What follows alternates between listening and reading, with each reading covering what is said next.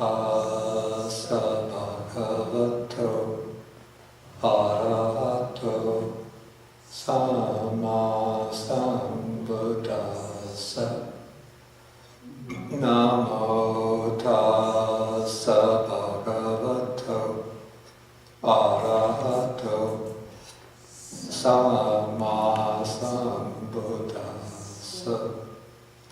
Namo tassa bhagavato arahato samma sambuddhassa. Good morning, everybody. Good morning, Father. First things first, so that I don't forget at the end, I have a bunch of catalogs here. It's the Omega Institute, Wisdom Publications, another Omega Institute, some other center for retreats, Open Center, New York City, and I'm still trying to push LL Bean's clothing and shoes for crews, good sturdy shoes, cheap. So please, if you're interested in any of these, pick them up at the end.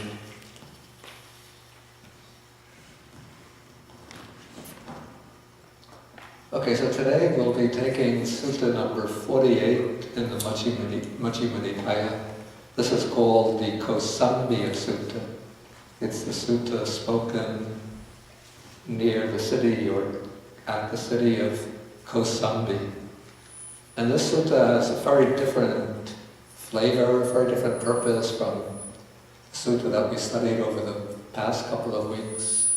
Whereas that sutta, the Chula was concerned with a kind of subtle and deep analysis of points of Dharma or of doctrine. This sutta is concerned largely with how to bring a community of people together to live in peace and harmony. Because the Buddha wasn't just an individual teacher who taught wandering ascetics who would then learn from him and then go off and live on their own. But the Buddha took a rather innovative step amongst the contemplatives of his period in that he established a full-fledged order or community, monastic community. And you know, when you bring groups of people together with different backgrounds, different interests, different presuppositions, different ways of life, different social classes, you're bound to meet with conflicts, quarrels, disputes among them. So don't think that, when people become monks or nuns, they go off and they live together in perfect harmony. But even in the Sangha during the Buddha's time, when there were so many noble ones, liberated, enlightened ones, there was still conflicts, quarrels, and disputes. And so the Buddha had to lay down principles of harmony to bring these people together so that they could live together as a community and cultivate the path together without becoming divided over issues that would create discord and disharmony. And during a certain part of the Buddha's teaching career, in the city of Kosambi, there broke out a dispute which became extremely bitter, extremely divisive, and it spread out from groups of monks until virtually the whole Sangha at Kosambi became embroiled in this dispute. And not only the monastics, but the monastics had different groups of lay supporters, and so the different lay supporters who were supporting the different monks also became involved in the dispute. And then even the devas, the Dharma-protecting devas, became very disheartened with what was happening in the Sangha. And so this became a major challenge to the Buddha during his teaching career. And at one point, while this dispute was raging, even the Buddha, he tried to bring the monks together. He didn't succeed, and he just turned his back and walked off and went to live in solitude.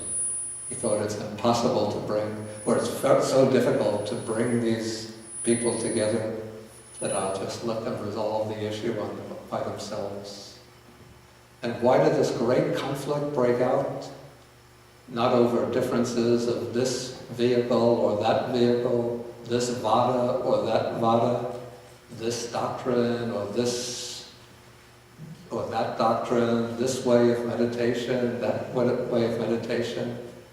The whole conflict broke out over a little bit of water that they use in the latrine to wash the behind after going to the toilet. Okay, how did this happen?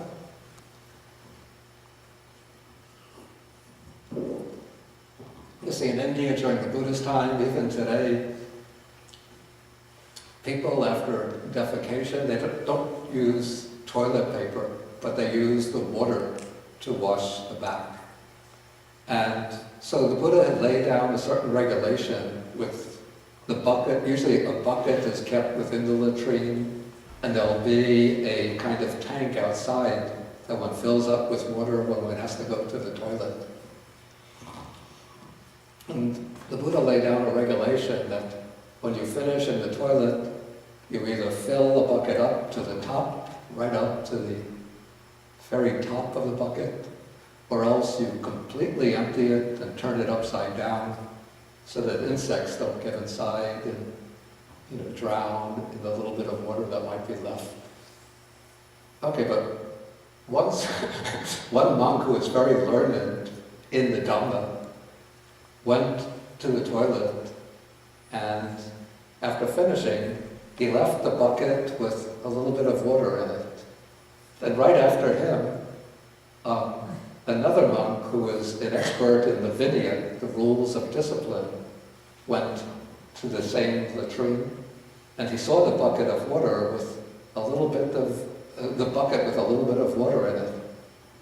So he inquired around who used the toilet just before I did. And then he learned that this very knowledgeable Dhamma master had used the toilet.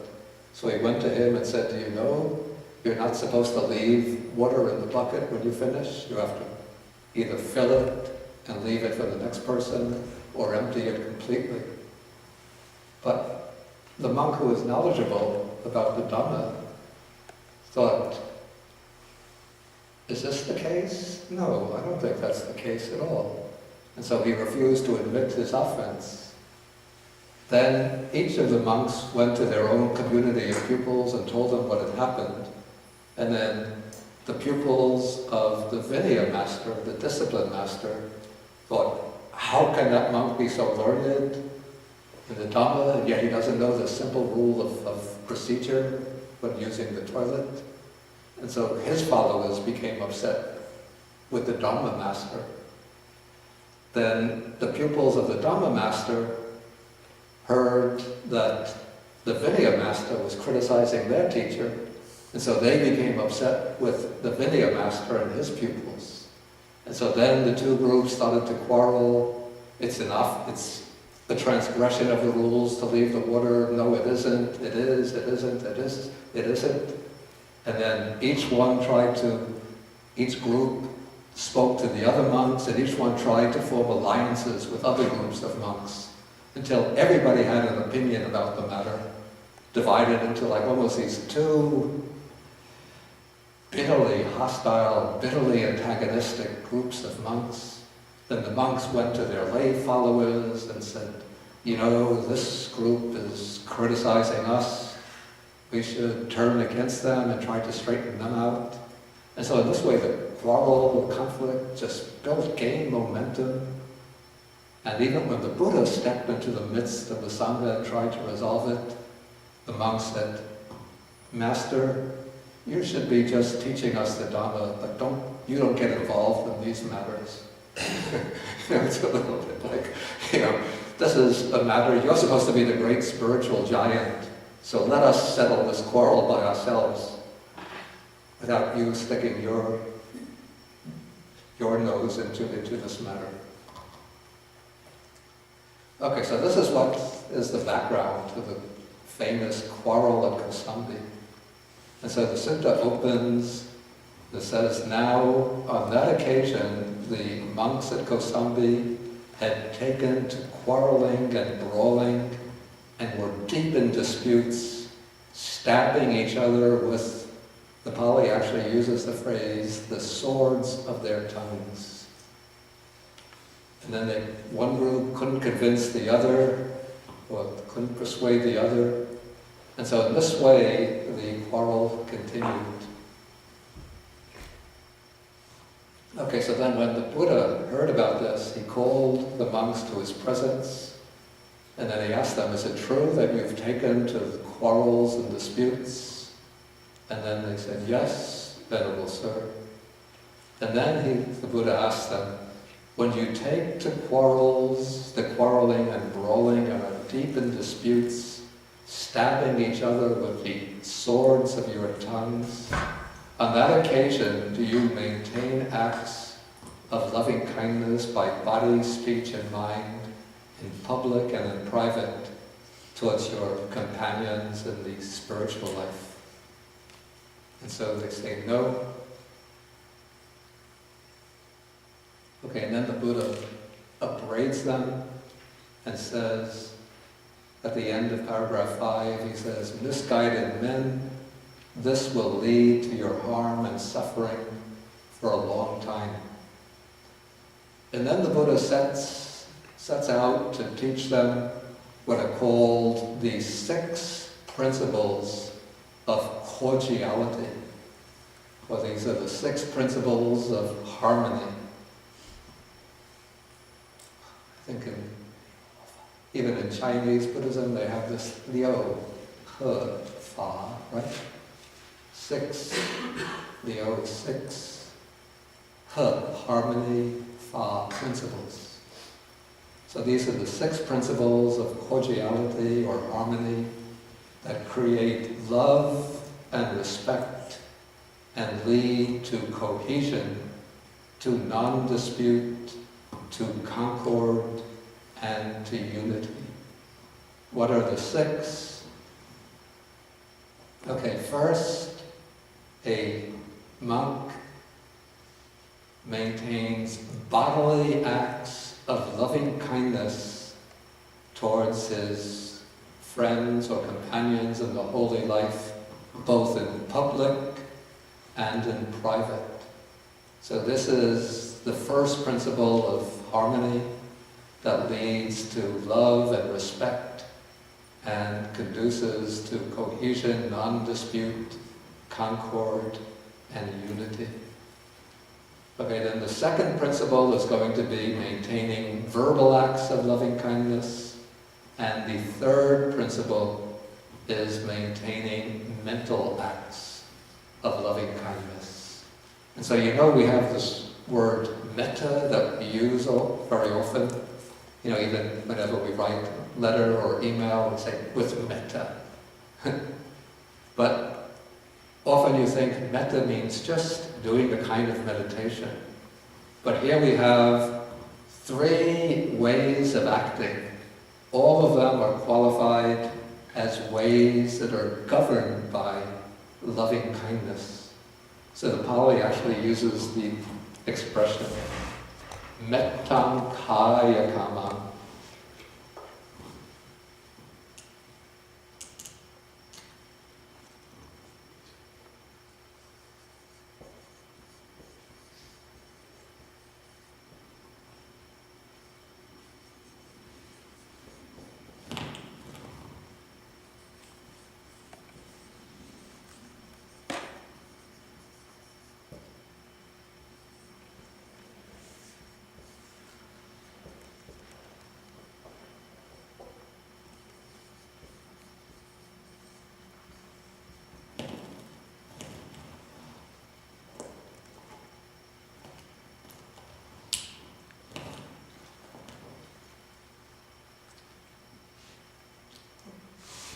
Okay, so usually before one starts to, can you see? It's mettan, kaya kammang, then again metta vachi kammang, and metta mano kammang. So usually one starts by arousing a thought of loving kindness towards another person, in this case of monks living together, and then one could do something bodily, some kind of bodily action. For example, if there's an older monk and a junior monk, then the junior monk might sweep out the room or the cottage of the older monk. But the younger monk might prepare some tea for the older monk. Or they don't have to be older or younger, but one monk can prepare tea for the other. But usually it's the younger monk does some service for the older monk, if there's a big age difference between them. Or if one of the monks is ill, then one could go to the dharmasala, the refectory or kitchen, and get some food and bring it back for the sick monk.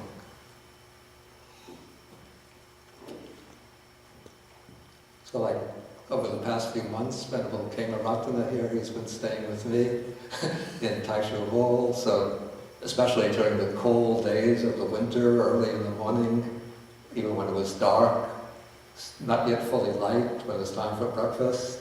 So the lazy Bhante decides to stay back in Taishu Hall, and Venerable Kemaratana brings back the tiffin carriers with the breakfast for me. And then he'll clean out my humidifier, refill it with water, and fill up the flask for the boiling the water for tea for me. So this is, you could say, a kaya kamam, mettan kaya kamam. Now it can be done. When it says public, it doesn't mean that one does it before a large crowd, but you do it openly so other people can see. But sometimes you could do something that's called in private, which means a little bit secretly. Like maybe if the other monk goes away on a trip, you arrange things in order in his room. Well, actually, this is a case of public, but we have a few of the people that come to the Saturday class. Usually every other week they come to my room in Taishu Hall and they do a mettan kaya kamman. For me, they vacuum the rugs and clean the tables and the bathrooms. So that's a kind of open kaya kamman, open deed of loving kindness. But we could also do that privately or sort of secretly. Like, it's a way of not trying to get any credit for oneself, but when the other person is not aware, you do something beneficial to them, helpful to them. Okay, so this is a way of expressing loving kindness openly and also privately. Any examples you could think of from your own day-to-day life?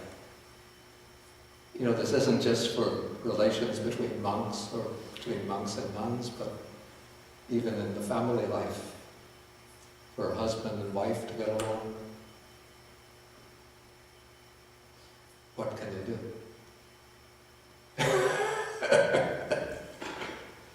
Yeah. My husband, I have a slow leak in one of my tires, so my husband put air in the tire for me this morning. Maybe take the microphone.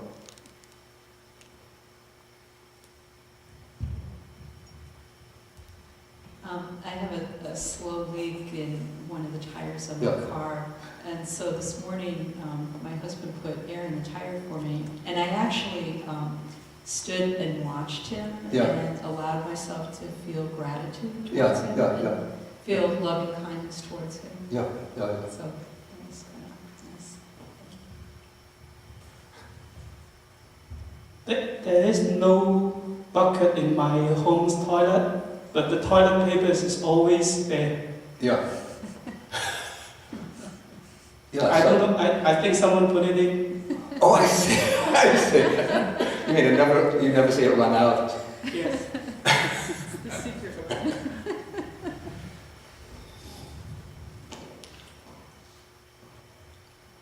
even... Did you have your hand up, Richard? There is a wonderful poem by Robert Hayden in which he's reflecting on the fact that his father always used to wake up early on Sunday mornings and polish his shoes as well as his own. Right? And he's remorseful, thinking about his ingratitude to his father. The last line of the poem is, what did I know? What did I know of love's austere and lonely offices? Mm-hmm. Yeah, very good. Okay, so you could say that parents are always performing deeds of loving kindness for their children, usually openly, but on Christmas there's a kind of secret deed of loving kindness, and the children come down and then they see under the tree piles of presents, and then they think Santa Claus is. The children are told that Santa Claus has left them here. So then the children are grateful to Santa Claus.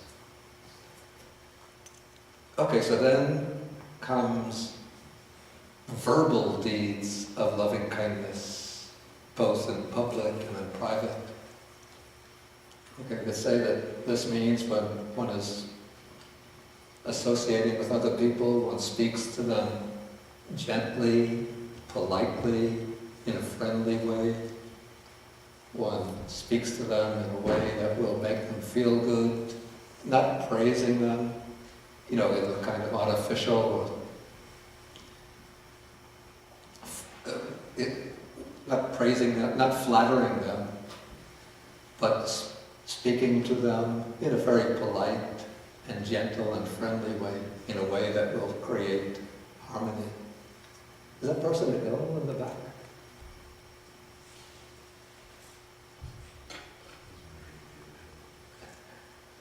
Are you not feeling well?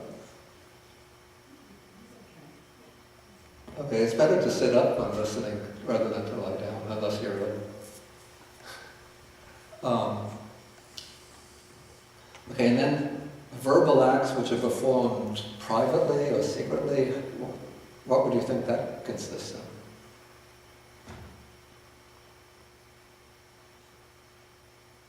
Any ideas?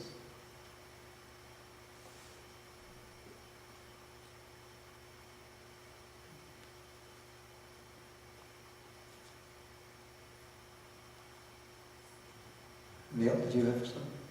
I don't know if this would be private. I don't know if this would quite be privately, but say at work, if a coworker did something really well or something really nice, and you let their boss know that they had done something without necessarily letting them know that you did that. Yeah, that's a very good example. When I was teaching, students would come and ask for letters of recommendation, which were generally supposed to be confidential. And you would write letters of recommendation and say good things about them to the schools that they were applying to or whatever. Yeah. And it was private. Yeah. Okay, what if one sees somebody towards whom one has friendly feelings doing something bad or wrong? Does one always have to praise them and speak well of them? To point that out with loving kindness. Exactly. I'm a psychotherapist, and so I'm often in that position where I might be speaking, and I work at an agency, so it's a group treatment program, so there's opportunities for my patients to engage in unskillful behaviors. Yeah. So then I see it as my responsibility to point that out to them, but really with love. Yeah, exactly. Yeah, so if it's, just to generalize, if one sees somebody doing something wrong and then one wants to help them, then one should set up first the mind of loving kindness and then speak to them, privately and with the thought of benefiting them and helping them.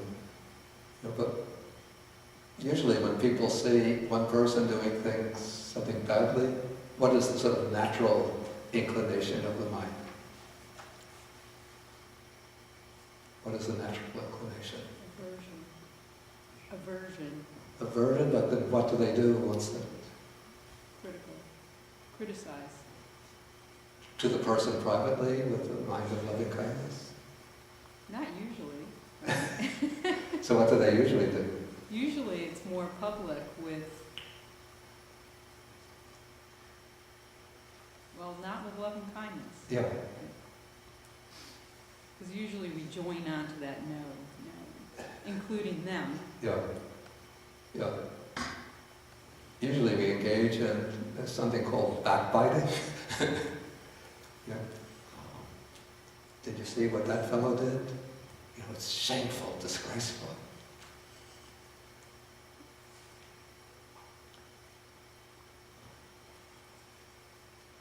Okay, so these are verbal acts of loving kindness, both in public and in private. And then the third one is mental acts of loving kindness, both in public and in private. I have to say, I think that the expression here, both in public and in private, doesn't seem to work so well with mental acts. Because the mental act, naturally, it's a private process. Well, except, for example, like in my meditation group at home, Yeah. if someone has an ill relative, Yeah. we'll do a meditation together for that relative. You know, just sit and I see. you know, with thoughts of metta. So it's mental, but it's also public. Okay, maybe that's a good example. But usually we think of the mental act of loving kindness as being predominantly a private matter. I think perhaps it's even possible that the formula just came to be applied to all three of them in the same way. I don't know. Do you have any idea about that? Well, I think having lived in community, you know, you can practice metta bhavana, Yeah. you know, in your kuti alone, but then as you're interacting with people in Yeah. public, Yeah. with the community, to maintain that same Yeah, mind. no, okay, that's a good example too. Okay, so the first three principles of harmony and respect are based on, all three of them based on loving kindness, applied to the three modes of action: bodily action, verbal action, mental action. And so this, we can say that these principles apply to any kind of community, any kind of group or organization or group.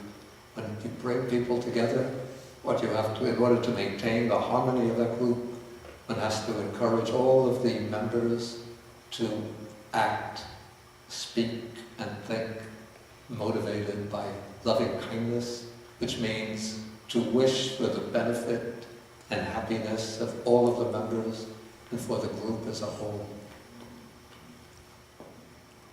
Okay, now we come to the fourth principle of harmony and respect.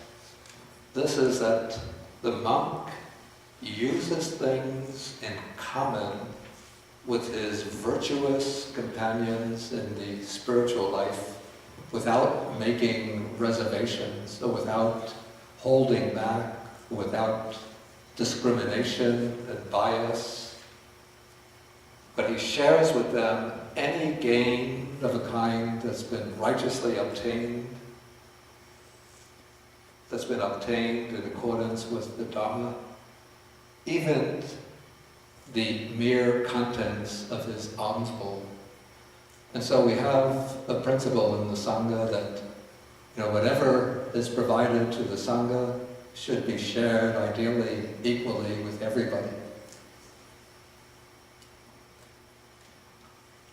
And so like yesterday at lunchtime, a bag of these kind of crackers had been offered to the monastics, and then Venerable Jishu, she was distributing them to all of the monastics at lunchtime.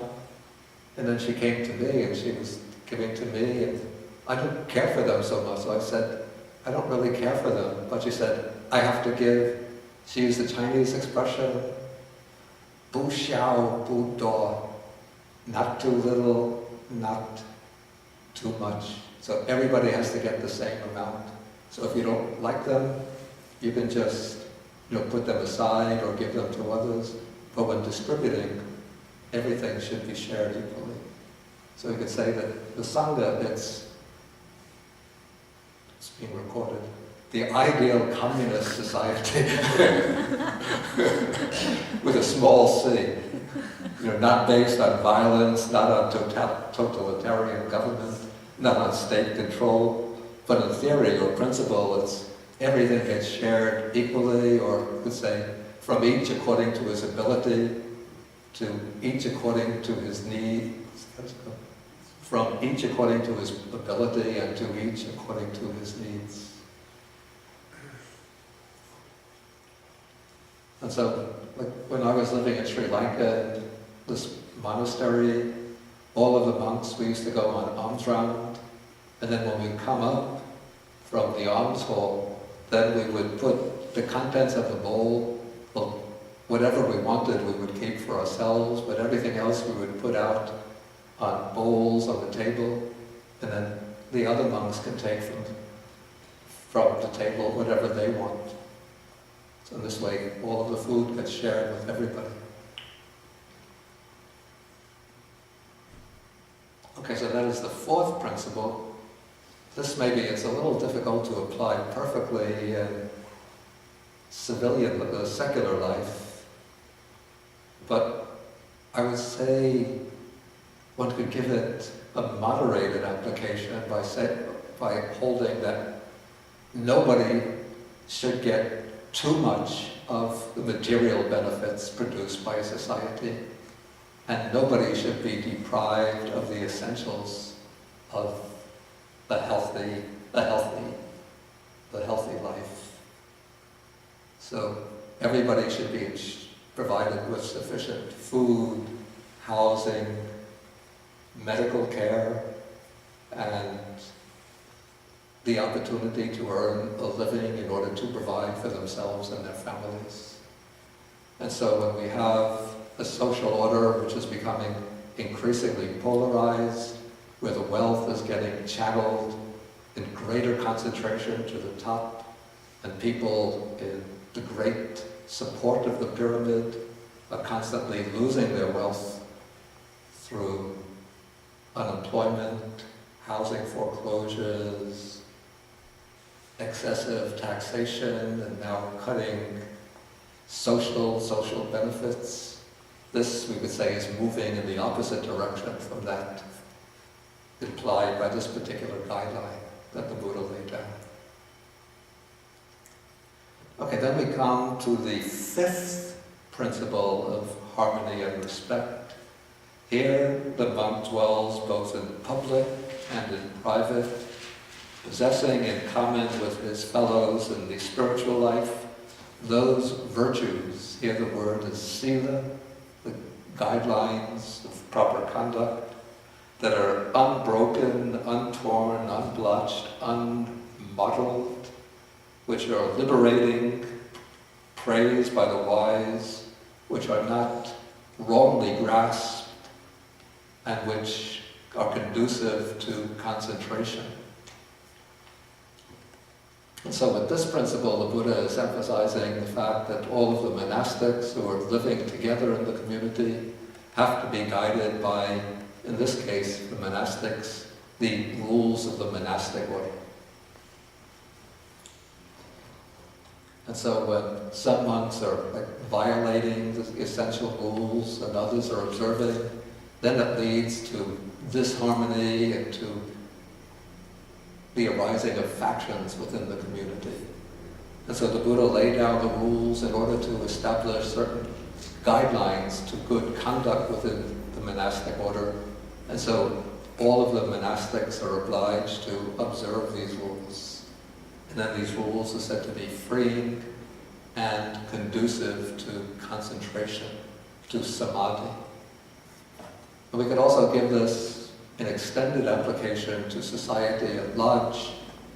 Maybe we can't say that everybody has to observe the Buddhist precepts exactly the way they're observed by Buddhists, but if we take the main Buddhist precepts, say the 5 precepts, not killing, not stealing, not engaging in sexual misconduct, not speaking falsehood, and not using intoxicants or intoxicating substances, then we could see that these 5 principles will promote a harmonious society.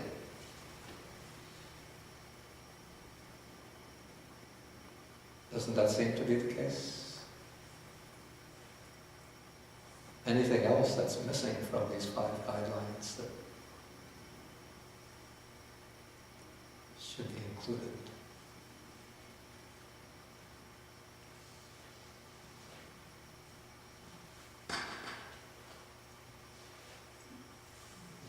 I think there has to be an active component as well, which has to do with, Maybe take the microphone. these are all nots. I think there should be a should. Okay, that's good, yeah. Yeah.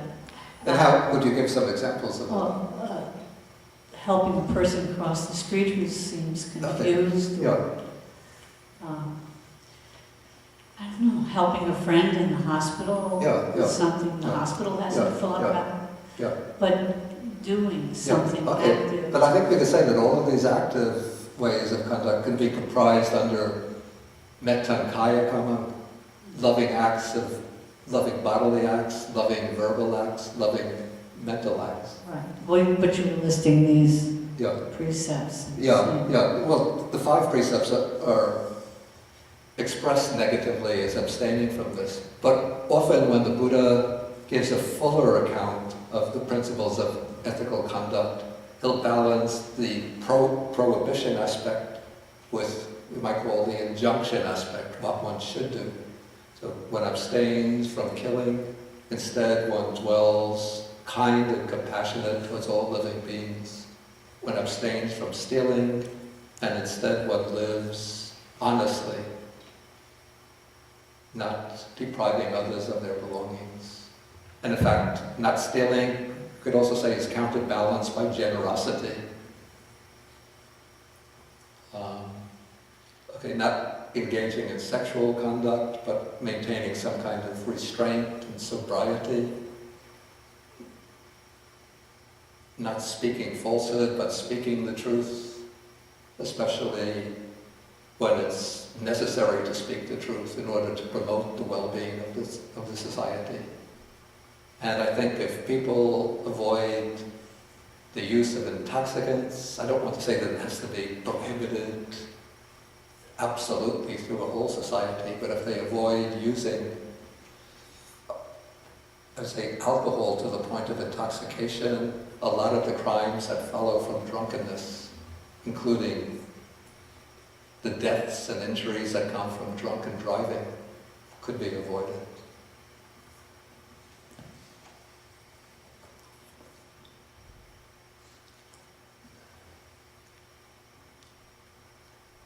Any other examples? Richard? Yeah, maybe if you pass the microphone back.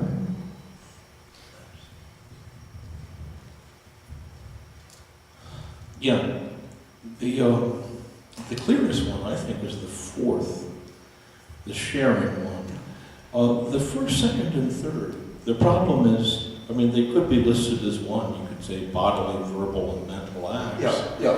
And they are so broad that I wonder, you could do any of them and do nothing else. That is, you could devote your life to just doing bodily acts of loving kindness, or just praising everybody and doing nice verbal things, right?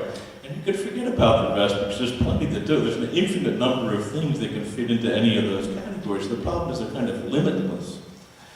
The 5th one strikes me as kind of undefined, because It's virtues, but it doesn't tell you what the virtues are. It just tells you that they're unbroken, untorn, unblotched, unmodeled, liberating, commended, not misapprehended, and conducive to concentration. But it doesn't list the virtues. Well, of course, because this is just sort of laying out a general formula for the monks, and the monks will know, in this case, they will know what those rules are, or what those principles of virtue are, because they will be familiar with them from many other discourses of the Buddha.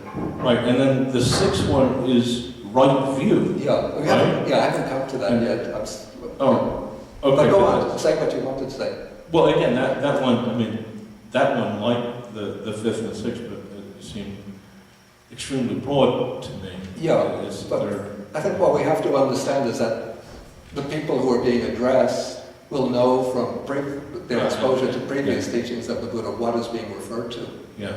In every discourse, the Buddha can't repeat whole large categories of teachings, which he's given on other occasions. Okay. David, back in the back. I'm struck. Somebody once wrote a book. I don't know who wrote it. It was Everything I Need to Know I Learned in Kindergarten. And I'm thinking that a lot of this is the kind of thing that you would teach kindergarten children. To be nice and to share and not to say nasty things and stuff like that. So it's at that level. So it's a lifetime kind of lesson that one learns. The other thing is these things all seem to be part of that eightfold path. They're very related, are they not? The right view, right intention, right speech, right action. Yeah, of course there are like close connections between them, though. I was wondering if that's what he was trying to get them to think about or to get back to. I don't think in this case that the Buddha is specifically trying to expound the Eightfold Path in an indirect way. Because the Eightfold Path, let's say the Eightfold Path, the emphasis is pretty much on one's own individual practice, even though some of those factors involve how one relates to other people, like right speech, right action, right livelihood, particularly. But here the Buddha is laying these down more as guiding principles for people who are existing in a community which has already been established, and to show them how they should behave in relation to others in order to preserve and promote the harmony of that community, and so that all of the members of that community will be contributing to the well-being of the other members, as well as to the cohesion of the group as a whole. Okay, then I just want to come to the last of these, the sixth of these, which has already been alluded to. So the monk dwells both in public and in private, possessing with his companions in the spiritual life that view that is noble and emancipating and leads one who practices in accordance with it to the complete destruction of suffering. So here the Buddha, as he mentioned, doesn't specify what the content of that view is, but from other occasions the monks will know pretty much that it's referring to things like the view of, especially the view of the Four Noble Truths, and then the subordinate aspects of that, or other principles connected with it, the three characteristics, dependent origination. So this is the view is called noble, because it's the view which is especially characteristic of the noble person, the person who's reached one of the degrees or stages of enlightenment. It's emancipating, niyanika, it leads outwards to liberation, and then it leads one who practices in accordance with it to nibbana, here called the complete destruction of suffering.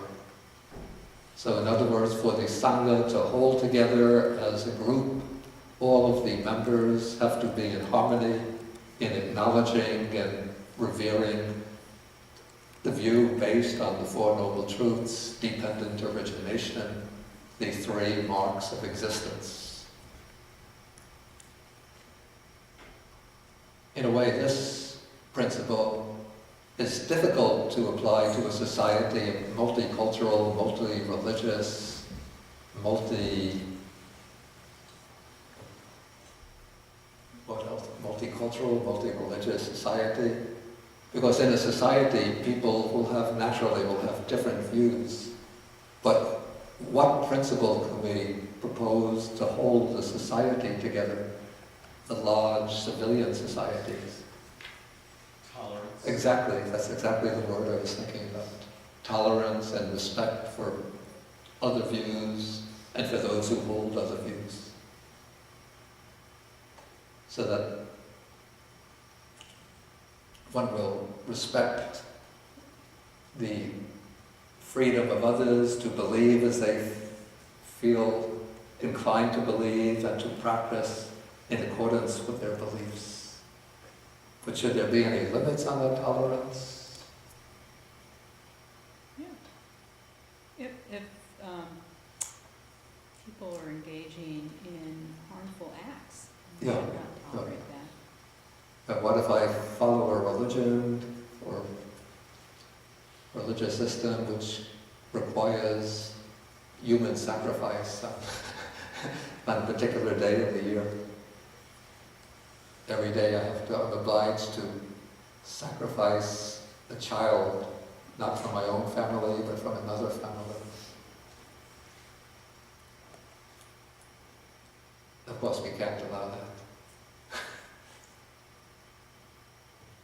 Any other thoughts about this principle? You won't? I think this is only possible in theory, not possible in practice. Yeah. How do you tolerate it in the culture that practices intolerance? Do you tolerate a culture that practices intolerance? I would say that one has to, this is more a matter for legal scholars than for a monk to comment on. But the way I would address that is by saying that, okay, if somebody is intolerant, of course one has to allow them to, they can disparage the views and religions of others verbally. One can't prohibit them from doing that, but one should prohibit them from taking any kinds of from acting in any way which will prevent others from practicing in accordance with their faith, with their beliefs. For example, burning down the churches or temples of others, prohibiting people of a different religious belief from publishing and distributing their religious literature, prohibiting others of different religious beliefs from preaching and expounding their teachings. I understand what you're saying. It's just the current case about the Fifth Amendment right. Yeah. Or actually, this is The First Amendment right upheld. I understand the principle behind it, but as a society, are we saying that only bodily harm is harm? Verbal harm is not harm? Are we saying that while we're saying that parents should not mentally abuse their children, it's much harder to prove that. Yeah. And so I think all these are nice in theory, but in practice, it's not. I don't think it's possible to really practice this idea. Yeah. Anyway, this is a matter that will require discussion. Now I'm going to have to conclude the class today a little bit earlier because today is the new moon day, and so the nuns will come and they will perform the offering ritual.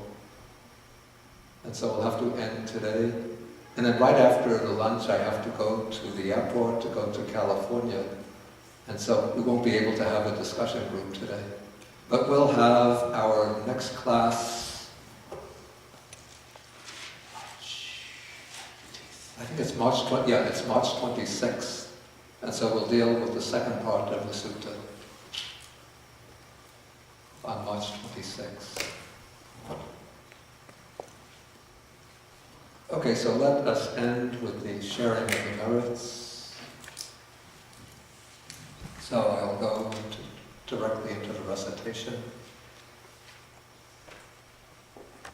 Akasata Chabumata Deva Naga Mahitika Punyanta Nanumoditva Chiran Rakantu Sasanam Akasata Chabumata Deva Naga Mahitika Punyanta Nanumoditva Chiran Rakantu Desanam Akasata Chabumata Deva Naga Mahitika Punyanta Nanumoditva Chiran Rakantu Mam Param Etavadacham Hehi Sampadam Punya Sampadam Sabbe Devanumodantu Sabbe Bhutanumodantu Sabbe Satanumodantu Sabba Sampati Siddhya Pavagupadaya